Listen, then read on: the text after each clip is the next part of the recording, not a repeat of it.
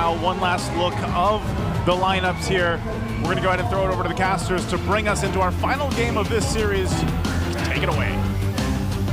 There's no turning back. This is the point of no return. One of these teams are making it to the upper bracket finals. The other drops to the lower bracket. Sudden death between the Trailblazers, the heralds of a new era in MPLPH. It's Aurora versus Onic, Game 5. We did talk about all the unique picks that can potentially come in, and here in the last game, Aurora indeed decides to show us what in the hands of Yue. This is going to be the Zask. And it was indeed mentioned that it could potentially be the X factor for this game. But I'm really looking at what can we potentially expect as well. Since we did lay in the gold lane, since we did lay out like the typical, this is a standard matchup and all that. But earlier, it felt like it wasn't entirely the Kelra performance we were expecting from him, you know? Yeah, like, it didn't feel like its full potential. Absolutely. I was actually looking forward to the Kelra performance.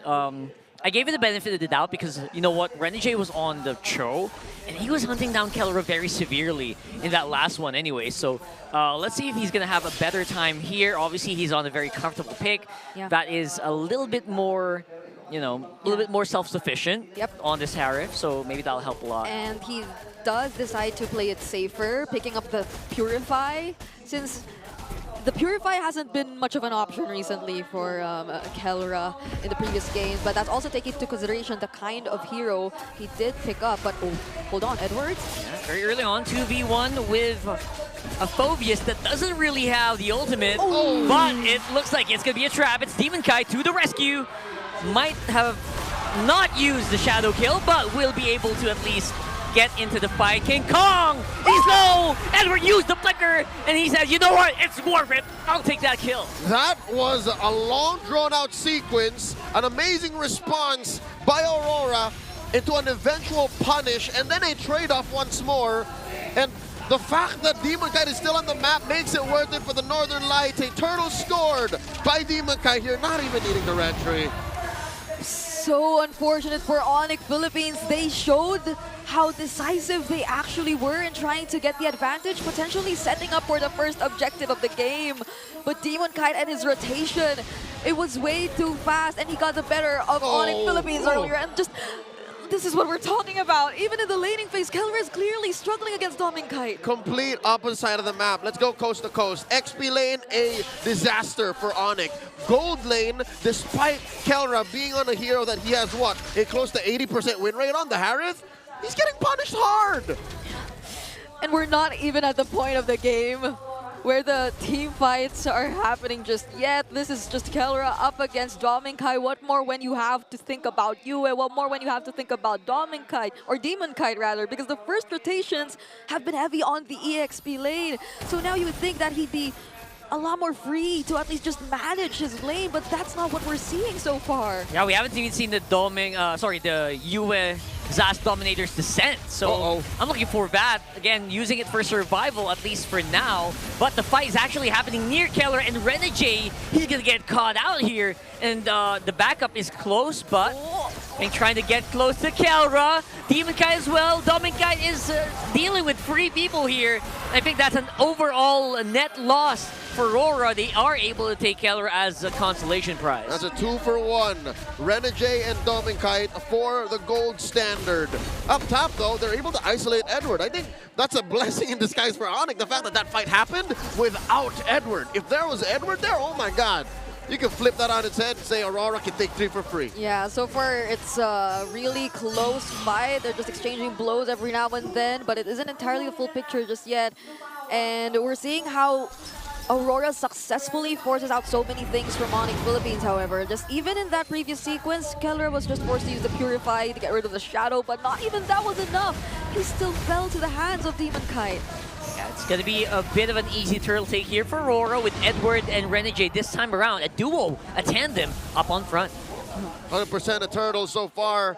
4.5 minutes in, going over to the Northern Lights. And I'm afraid to say it, but it seems like King Kong on the Ling has accepted his fate that he's going to have to play on the back foot despite having 2 kills already to his name this early on. He's saying, yeah, we can't let Game 4 happen again. Let's throw back to yesterday. Yeah, and this is very unusual, right? We just talked about the entire turbo jungling pattern of King Kong. And that was what happened yesterday, or what Zyda tried to do, because it was a lineup very similar to what Aurora's fielding, that Falcons got to win in about 11.5 minutes. Yeah, so this is complete denial of Onyx patterns, but wait! Woohoo! Demon Kai tried to do something nasty there, but Brusco was very quick with the answer. Fortunately, he was there, so they had a way to directly answer back. But the Dominator's Descent will be able to defend this mid lane turret for Aurora. And Keller's holding on to the bottom lane as well. Will he really take them on? Well, Renegade proving to be a very tough target, but with the help of the rest of the squad, you know the old saying, nothing is really, really tough against 4 opponents.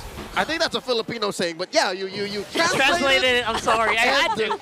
It still makes sense. That was literally 4 members of Onic just trying to puncture the wheel, man. Now the fight continues once more. Edward jumping on the 2. Super Prince pushing them back. Here's the thing is, we talked about how US Dominator's Descent should be the game changer, right? But just Demon Kite being a man-possessed, just Aurora, all in all, being more in sync compared to the Super Fan, being more on time, it's letting you as Zask look like it's taken easy. You know, just like just relaxed and just very chill. Honestly, on top of that, it feels like he's almost always in the middle lane. Like, we haven't been seeing much rotations from him just yet, and it's also probably because by him being in the mid lane, Onic Philippines get to immediately see how they're able to force out that Dominator's Descent from Yue, but this is different. He still has it this time, so they can play aggressively if they want to. Yeah, and has vision with the Nightmaric spawn on the far left, so now they can focus on the right. And Edward is jumping in, trying to get maybe someone to take the fight, but no one's actually biting here for Onic. That's a conceal though. Are they going in? Looks like they are. That's a 2-man knockout from Kirk with Earth Shatter. There goes the Primal Wrap, but he's going to get taken down before he even can let down a single bullet. And now it's going to be King Kong from the back, or from the side rather, facing off against Renegade Demon Kai, while there's also a bit of a fight happening with Yue getting taken out by this time around Super Prince. 3 for 1, Kirk for Edward, Yue, and Demon Kite. I think Onic can smell it in the water. Blood like sharks still circling. Demon Kite and Renegade checking range. King Kong jumping through. No one home for the purple. Okay, not what I expected. Right, especially if you were King Kong. Maybe right on time though. Again, 3-man from Onic just so hell-bent on just pushing them or keeping them under the tower while King Kong gets the purple. Oh, it's his turn to steal. Oh my goodness, this is such a well-thought plan by Onic Philippines, because you would have thought that, yeah, the task might be a problem, but aside the fact that we aren't feeling it just yet, Onic Philippines, now that they're able to group up together, we see the essence of their lineup. We see how they thrive in all those drawn-out team fights just by merely having the Edith, which again earlier didn't last long because that was a sacrifice he willingly took, but the Jushin and the Harith, they're literally making things happen for Onic Philippines, and Aurora, they're just forced to back away. These are all parts of Onyx lineup that are very different from TNC's yesterday, when a same Zask-centered draft bodied them. So already we're approaching a very different trajectory. Onic, very patient. They're taking their time. They're picking their fights. And they've actually gotten a lead of their own. Oh my lord. Almost 9 minutes in and they're up 1,000. Yeah. There's a Thunder Bell already for Kirk, but other than that, he went for that typical Chop Suey build. So he's just really preparing himself to tank up majority of the damage. I feel like a range and armor will be also a potential next option for them, so they can be a lot more confident to take on Aurora in the succeeding fights. But they go for the setup first! And there goes the setup that we're talking about. Brusco very happy to take it into Edward. Can't really join the fight anymore, even with Infernal Pursuit, and now they are getting picked up one by one. Red Jay is going to go back first. Low is going to be Edward and Demon Kite, so they can't really go hard. King Kong is on the side waiting for them to make a move, and they are going to have to disperse. They took Renegade down for a bargain. They almost lost 2, but instead retreated at the right time and even forced out a Revitalize from the Hitman. And Super Prince doesn't care. He's like, I'm just gonna keep repositioning these Nightmaric spawns, or even the Dominator Descent itself, so when it was close enough to the turret, Yue was forced to walk away so he could keep himself safe, and now they're in control of the Lord. Lord Dance initiated. Aurora thinking twice about it. Edward hiding back behind the fence brush. Kirk holding the Prixel. Renegade spots 2, forcing them out of that river brush. And Again, just because of sheer numbers, and Yep. the little Johnnies, our good friend Trex likes to call them little Johnnies, they're able to win parts of the map back. Oh yeah, but there is no flicker available for Brusco, so that's Aurora probably taking advantage of that in order to take control of this area, but Brusco still will try to scout them either Yeah. way. That split push. Brusco's on the side. There's also a push happening on the bottom. There you go. He's looking for Demon Kite, actually, and he actually gets taken out. That's going to be Retribution removed from Aurora. Make that 2 members going down as well. And now it's a disaster. Everything's falling apart for the Northern Lights in this game. Dominkite, the lone survivor of Onyx Onslaught.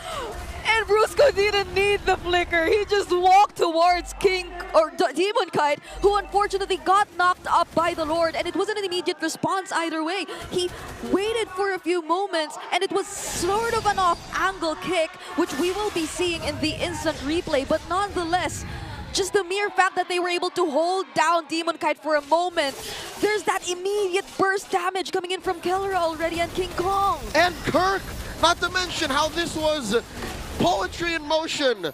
An orchestra of violence that the Super Fam waited so long. They waited 2 games. I'm thinking that was the wind-up. Game 4, the reason why they were so scared to just fight is because they were waiting to unleash something like that. Yeah, that was basically 3 or 4 projectiles thrown to Demon Kite while he was in midair. So, Wait, he's been in midair for a while. He got knocked up by the Lord and then the Way of the Dragon. King Kong 1v1 kill up top!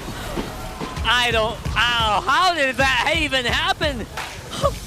That was insane, and now it's just going to make the defense even a little bit more troublesome. Luckily for Aurora, though, no major objective on the map. Is it just Neurome smelling a wee bit of impatience? A little sense of urgency gone awry for Aurora. We're out of our breath. We're not in control. What do we do? And then they send resources where they shouldn't be. Yeah, now Super Prince picked up the clock. He's a lot more tankier. But Renegade, oh no! Definitely tankier. King Kong is in the middle there. He's distracting 3 members of Aurora, actually getting the kill for Demon Kite as well, or Dominkite rather. And now they're going to have to just watch as the tower on the bottom will fall. King for Renegade and Dominkite. I'll take that trade any day, twice on Thursdays. They have a wave still incoming. Still have in a the wave. mid lane. Brusco 2 has the flicker. No fear with the Dominator's Descent. That's going to be the ultimate from Disaster removed from the map, as well as its owner, Yue. And Demon Kite and Edward are going to be left on his own. I don't think that they're going to stand a chance here, and they're going to focus it down. Edward trying to keep them, trying to push him back, though. Oh my goodness, it's a double. And that's a wipeout for Onic Philippines. Rora's running in. They're taking no prisoners.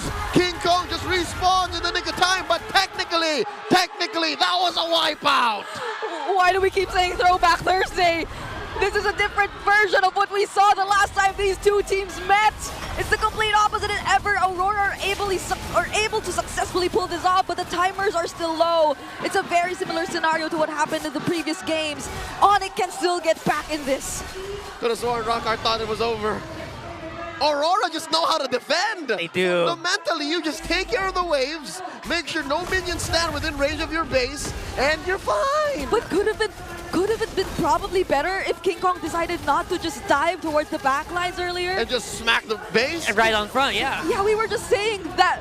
Do we sense some sort of impatience from Aurora? But it feels like Onic too. They showed some bits of that. That's the major what if this series presents to us. Lord Dance imminent. Demon Kite, Dominkite, just wailing away. Lord approaching half health. They're going to have to check the map here. Aurora, feel it out. Where is King Kong going to come from? Demon Kite is very, very vulnerable as well as Domink, but there was a flicker coming in. It's King Kong with a Lord Steal! And they're going out with hands held high. Brusco got caught though. He tripped a little bit. I think that's enough. Onic very, very happy with that. That was the perfect timing that King Kong was building up to all series long. He failed in game 4, but not here, not now. And prior that, he forced out the flicker from Edward. So now they don't have it in the hands of the Phobius, but they were able to successfully take care of the Lord. And that's all what matters to Aurora at this point. Took just a little bit too long to take it down. Bought enough time for King Kong to get in position. Boy, there's a conceal. Suddenly, Aurora back on the offensive. What are they looking for here? are they Renegade looking leading the for? way, jumps the wall. Both teams are not in any shape to force this. I'd reckon it's either someone folds, and then we end here or wait for another Lord. Yeah. Brusco felt the damage of Yue earlier, though. He already picked up the Divine Glaive and the Holy Crystal. And as much as Brusco does have the Athena's shield, he receives majority of the damage that Yue actually throws out. And when it's well positioned and when it isn't the first target, which is happening more often than not, then that's going to be a problem in the long run for Onic Philippines. Something I'm thinking here is how Aurora's actually dealing with the waves. They're very conservative about picking fights now. Remember that 1v1 kill by by King Kong on Demon Kite up top? Expect that Aurora's never going to do that ever again. Feels like a one-off at this point, Yeah, right? they're only ever going to send Edward and Renegade alone. And a little thing that Renegade does well here is I love that he picked up the Molten Essence. He's going to need that to bump into waves and clear fast. Yeah. Because already, I'm telling you now, even with the flubs that Onic fell into the past 2 or 3 minutes, they're still at least winning the map. Yeah. And at least for them, they're the ones who can do it first.